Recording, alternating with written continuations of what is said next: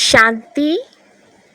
बाप दूर देश से आए हैं तुम बच्चों के लिए नया राज्य स्थापन करने।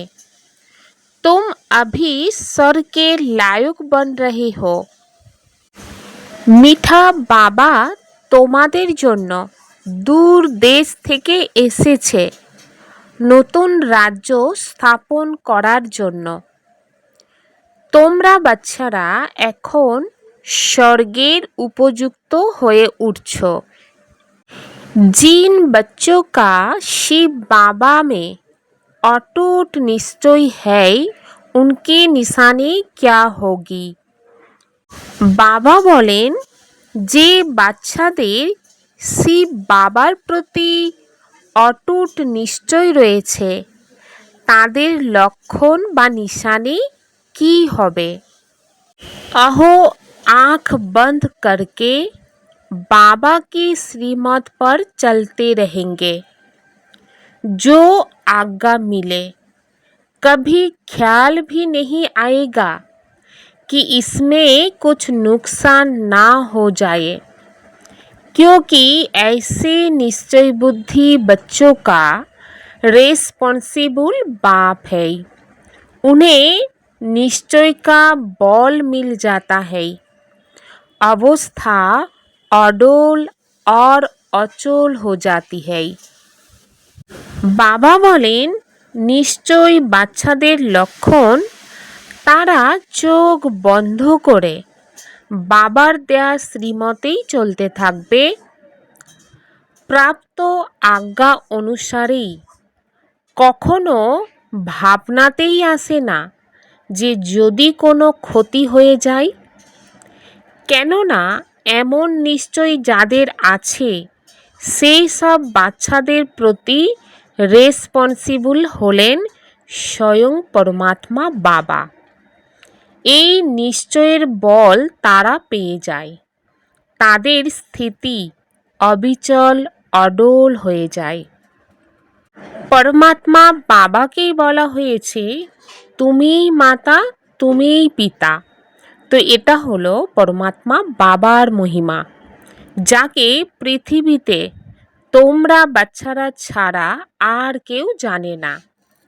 এই মহিমা উচ্চ থেকে উচ্চতর। এছাড়া যারই মহিমা করুক না কেন সর্বই অনর্থ হয়ে যায়। উচ্চ থেকে উচ্চতর হলেন এক বাবা, কিন্তু বাবার পরিচয় কে দেবে? অন্য কেউ তো দিতে পারে না। তাই বাবা স্বয়ং এসে নিজের এবং আত্মাদের পরিচয় দিয়ে থাকেন। কোনো মানুষই আত্মার পরিচিত নেই। যদিও বলে থাকেন মহান আত্মা জীবাত্মা, শরীর যখন ছেড়ে চলে যায় তখন বলে আত্মা বেরিয়ে গেল। শরীর মারা যায় তো আত্মা হচ্ছে অবিনাশী, আত্মার কখনো বিনাশ হয় না। আত্মা যা নক্ষত্র স্বরূপ সেটাই অতি সূক্ষ্ম, এই চোখ দিয়ে দেখা যায় না। আত্মাই সব কর্তব্য করে, কিন্তু প্রতিটি মুহূর্তে দেহ অভিমান থাকার কারণে বলে থাকে আমি অমুক, আমি এটা করেছি। বাস্তবে তো সব আত্মাই করে থাকে। শরীর তো অর্গানস। সাধু সন্ন্যাসীরাও জানে যে আত্মা অতি সূক্ষ্ম, যা ভ্রূকুটির মাঝখানে বিরাজ করে, কিন্তু তাদের এই জ্ঞান নেই যে আত্মার মধ্যে ভূমিকা পালন করার সংস্কার সঞ্চিত থাকে। আত্মা নির্লেপ হয়। কেউ বলে সংস্কার অনুসারে জন্ম হয়, তো অনেক মতভেদ আছে। এটাও কারোর জানা নেই কোন আত্মারা 84 জন্ম গ্রহণ করে। तुम जानते हो कि सूर्यवंशियों को ही 84 का चक्र लगाना पड़ता है। आत्मा ही 84 का चक्र लगाए पतित बनती है। उनको अब पावन कौन बनाए? पतित पावन ऊंचते ऊंच एक ही बाप है और उनकी महिमा सबसे ऊंच है। 84 जन्म सब तो नहीं लेते, पीछे आने वाले तो 84 जन्म ले ना सके। सब इकट्ठे तो नहीं आते हैं। जो पहले पहले सत्ययुग में आएंगे सूर्यवंशी राजे और प्रजा, तो उनके 84 जन्म होते हैं। बाबा बोलें তোমরা জানো সূর্যবংশীরাই 84 চক্র ঘোরে, আত্মায় 84 চক্র ঘুরে পতিত হয়ে যায়। তাদের এখন থেকে পবিত্র করে তুলবে। পতিত পাবন উচ্চ থেকে উচ্চতর এক বাবাই পবিত্র করে তুলতে পারেন।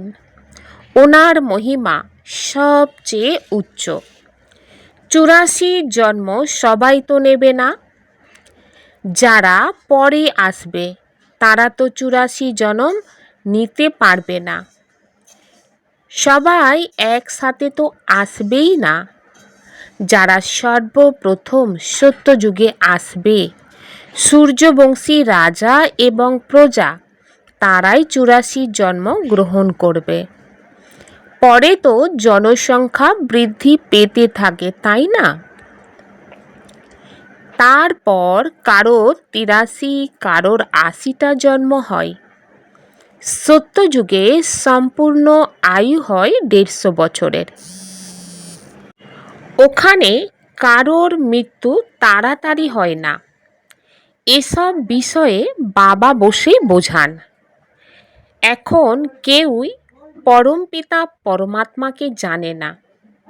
তো পরমাত্মা বাবা বুঝিয়েছেন, যেমন তোমাদের আত্মা তেমনি আমারও। তোমাদের জন্ম মৃত্যুর চক্রে আসতে হয়, আমাকে আসতে হয় না। আমাকে আহ্বান করা হয় যখন সব কিছু পতিত হয়ে যায়, যখন খুব দুঃখী হয়ে পড়ে, তখনই আহ্বান করে। তো বাচ্চারা, শিব বাবা এখন তোমাদের শিক্ষা প্রদান করছে। कोई पूछते हैं कि ये कैसे माने कि परमात्मा आते हैं, तो उन्होंने समझाना है कि सब पुकारते हैं हे पतित पावन आओ। अब वह है निराकार, उनको अपना शरीर नहीं है, आना भी है पतित दुनिया में, पावन दुनिया में तो नहीं आएंगे। ऐसे समझाना चाहिए। বাবা বলেন কেউ কেউ জিজ্ঞাসা করে কিভাবে মানব যে পরমাত্মা আসেন।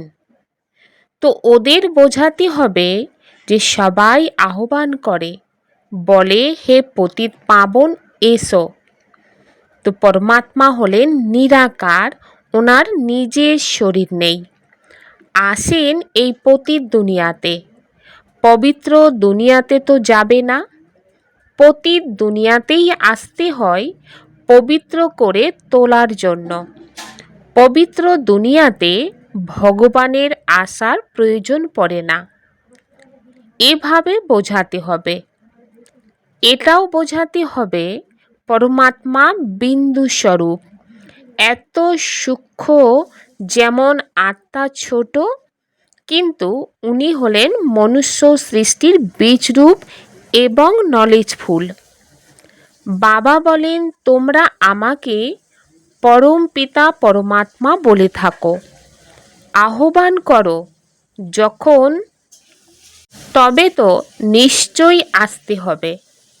বাবার কাছ থেকে এখন জেনেছি যে আমরা এখন অন্যের দেশে অর্থাৎ রাবণের দেশে আছি। সত্যযুগ ত্রেতায় আমরা ঈশ্বরীয় দেশ অর্থাৎ নিজের দেশে ছিলাম। তারপর দাপর থেকে আমরা অন্যের দেশ, অন্যের রাজ্যে চলে আসি, বাম মার্গে চলে আসি। তারপর শুরু হয় ভক্তি। প্রথমে তো শিব বাবারই ভক্তি করে, শিবলিঙ্গকে কত বড় করে তৈরি করে, কিন্তু এত বড় তো তিনি নন। এখন তোমরা বুঝেছ যে আত্মা আর পরমাত্মার মধ্যে কি পার্থক্য আছে। তিনি নলেজফুল, এভারেডি, পিওর, সুখের সাগর, আনন্দের সাগর। এটাই তো পরমাত্মার মহিমা। তাকে আহ্বান করা হয়, হে পতিত পাবন এসো। তো তিনি হলেন পরম পিতা, যিনি কল্পে কল্পে আসেন। দূর দেশ নিবাসী পথিককে আহ্বান করা হয় এবং তার মহিমা গাওয়া হয়। ব্রহ্মা সরস্বতীকে আহ্বান করা হয় না, আহ্বান করে নিরাকার পরমাত্মাকে। আত্মাকে ডেকে বলে, দূর দেশ থেকে এখন অন্যের দেশে এসো, কেননা সব পতিত হয়ে গিয়েছে। আমিও যাই যখন রাবণ রাজ্যে শেষ হতে চলেছে। তো আমি পরমাত্মা আসি সঙ্গম যুগে, এটা কারোর জানা নেই। बाप कहते हैं मुझे नई दुनिया स्थापन करने आना पड़ता है। शास्त्रों में भी है कि भगवान को संकल्प उठा तो जरूर ड्रामा प्लान अनुसार संकल्प उठा होगा। आगे इन बातों को थोड़ी समझते थे, दिन प्रतिदिन समझते जाते हैं। और बाप कहते हैं मैं तुमको नई नई गुच्छते गुच्छ बातें सुनाता हूँ, सुनते सुनते समझते जाते हैं। आगे ऐसे नहीं कहते थे कि शिव बाबा पढ़ाते हैं। अब तो अच्छी रीति समझ गई, और भी समझने का बहुत पड़ा है। বলাই হয় উনি পরমাত্মা বিন্দু। আজকাল তো বলে থাকে প্রতিটি আত্মাই পরমাত্মা এবং পরমাত্মা প্রতিটি আত্মা। তো আত্মা যখন পরমাত্মা হতে পারে না, তো আত্মা পরমাত্মা দুই আলাদা, রূপ দুইয়ের একই রকম, কিন্তু আত্মাকে পতিত হতে হয়, 84 জন্মের পাঠকে প্লে করতে হয়। পরমাত্মা জন্ম মৃত্যু রহিত। যদি আত্মাকেই পরমাত্মা বলা হয়, তবে কি শতপ্রধান পরমাত্মা তমপ্রধান হয়ে যায়? না, এটা তো হতেই পারে না। বাবা বলেন আমি আসি সব আত্মাদের সার্ভিস বা সেবা করার জন্য। তারা আমার জন্মের কথা বলতে পারে না। আমি আসি নরকবাসীদের স্বর্গবাসী করে তুলতে। তিনি স্বর্গ স্থাপনা করার জন্য বিদেশে বাবা এসে আমাদের স্বর্গের উপযুক্ত করে তোলেন। এটাও বোঝানো হয়েছে প্রত্যেক আত্মার ভূমিকা আলাদা আলাদা।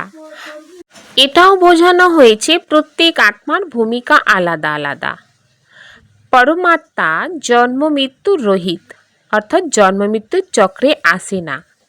পরমাত্মা আসেন তবেই তো শিবরাত্রি পালন করা হয়, কিন্তু তিনি কবে আসেন কেউ জানে না।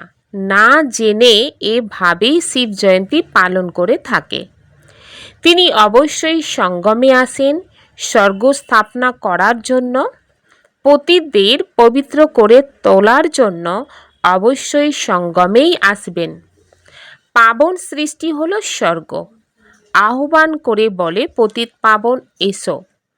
অবশ্যই পতিত দুনিয়া বিনাশের সময়, তবেই তো পবিত্র দুনিয়া স্থাপন করবেন। যুগে যুগে তিনি আসেন না। মানব যে বলেছেন প্রতিটা যুগে আসে, তা কিন্তু নয়, কল্পের সঙ্গম যুগেই আসেন। তো বাবা বলেন আমাকে সঙ্গম যুগেই এসে পতিত দুনিয়াকে পবিত্র করে তুলতে হয়। এটা অন্যের দেশ, রাবণের দেশ, কিন্তু কোনো মানবই জানে না যে রাবণের রাজ্য চলছে। কবে থেকে এই রাবণ রাজ্য শুরু হয়েছিল কিছুই জানা নেই। তো প্রধান বিষয় হলো আত্মা আর পরমাত্মার রহস্য বুঝিয়ে বলতে হবে। তারপর বোঝাতে হবে পরমাত্মা কল্পের সঙ্গম যুগেই আসেন পবিত্র করে তোলার জন্য। এই কর্তব্য পরমাত্মা বাবার, বাকি অন্য কারণ না। আমি এসেছি পবিত্র করে তোলার জন্য, রাজযোগ শেখাতে। এছাড়া পবিত্র হওয়ার আর কোনো পথ নেই। যদিও এই রহস্য মানব জানত, তবে গঙ্গা ইত্যাদি নদীতে স্নান করতে, মেলা তীর্থ ইত্যাদি করতে যেত না। এই জলের নদীগুলিতে সব সময় স্নানই করতে থাকে।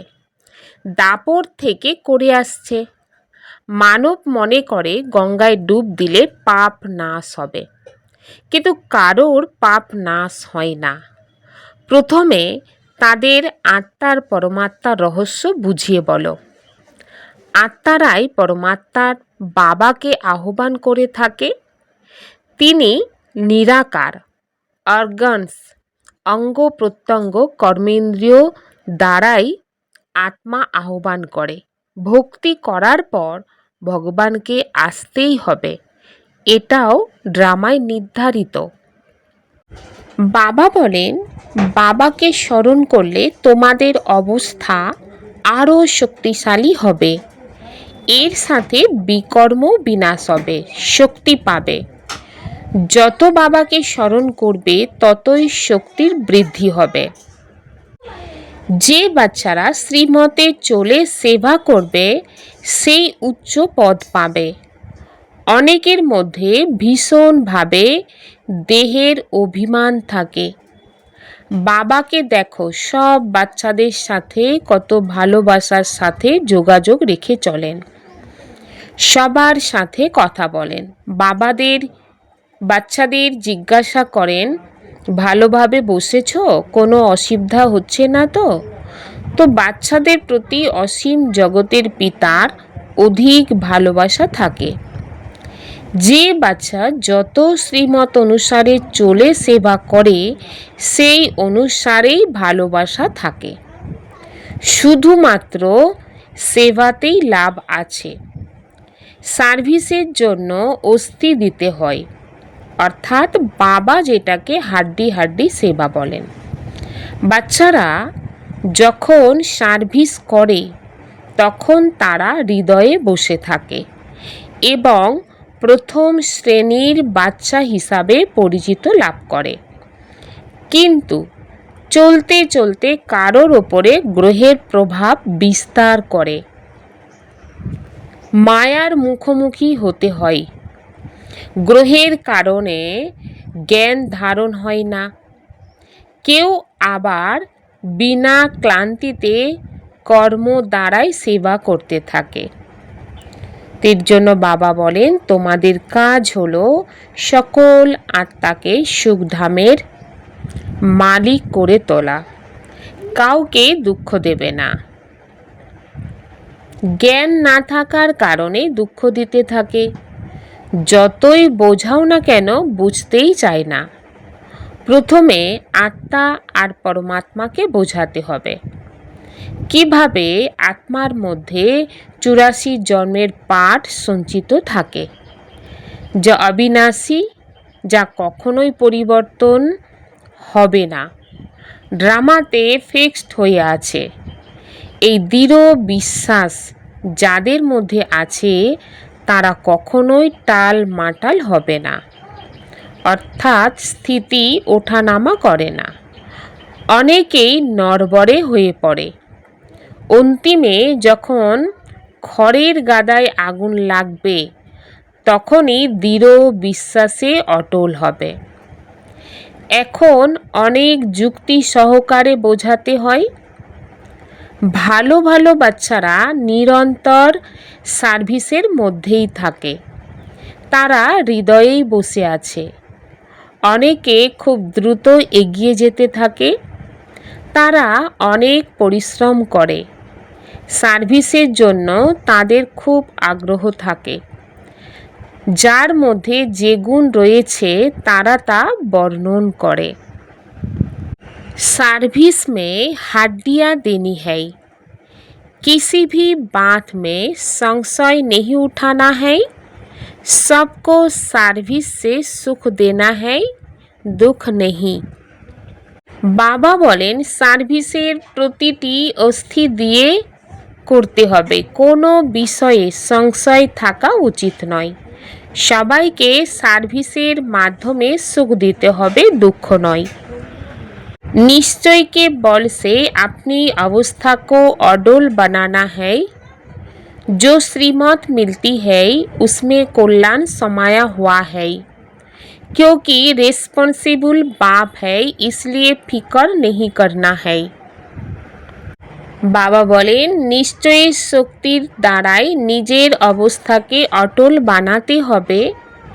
যে শ্রীমত পাওয়া যায় তার মধ্যেই কল্যাণ আছে, কেননা রেসপন্সিবল হলেন বাবা, সেই জন্য চিন্তা করা উচিত নয়। योग युक्त स्थिति द्वारा सूक्ष्म और कड़े बंधनों को क्रॉस करने वाले बंधन मुक्त भव। योग युक्त स्थितिर দ্বারাই সূক্ষ্ম বা কড়া বন্ধনগুলিকে ক্রস করে বন্ধন মুক্ত হতে হবে। যোগ যুক্তের লক্ষণ হলো বন্ধন মুক্ত। যোগ যুক্ত হওয়ার ক্ষেত্রে সব থেকে বড় অন্তিম বন্ধন হলো নিজেকে বেশি বুঝদার মনে করে শ্রীমতকে নিজের বুদ্ধির কামাল মনে করা, অর্থাৎ শ্রীমতে নিজের বুদ্ধি মিক্স করা, যাকে বুদ্ধির অভিমান বলা হয়।